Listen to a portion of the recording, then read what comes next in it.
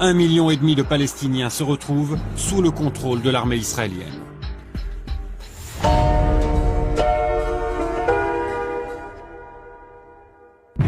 À Paris, le général de Gaulle enrage de ne pas avoir été écouté.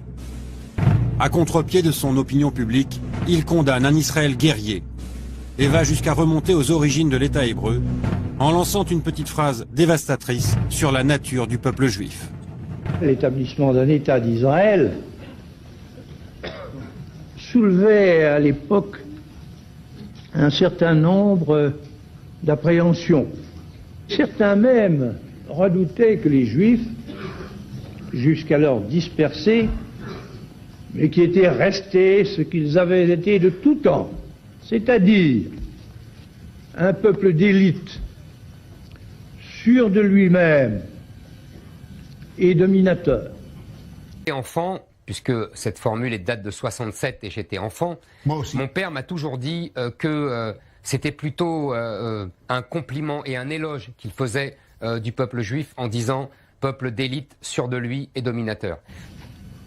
N'en viennent, une fois qu'ils seraient rassemblés dans le site de son ancienne grandeur, n'en viennent à changer en ambition ardente et conquérante les souhaits très émouvants qu'il formait depuis 19 siècles, l'an prochain à Jérusalem.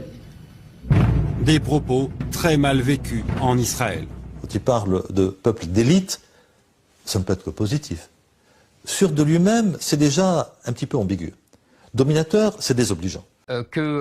C'était plutôt un compliment et un éloge qu'il faisait du peuple juif. Beaucoup d'Israéliens, à ce moment-là, ont un peu rayé la France, sinon de leur vie, en tout cas de leur cœur. Il y a eu un sentiment de formidable déception avec l'embargo, avec cette phrase quand même blessante, inutilement blessante.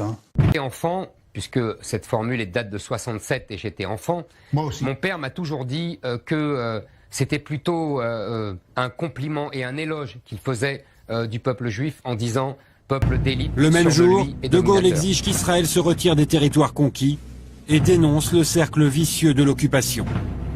Maintenant, Israël organise sur les territoires qu'il a pris l'occupation qui ne peut aller sans oppression, répression, expulsion.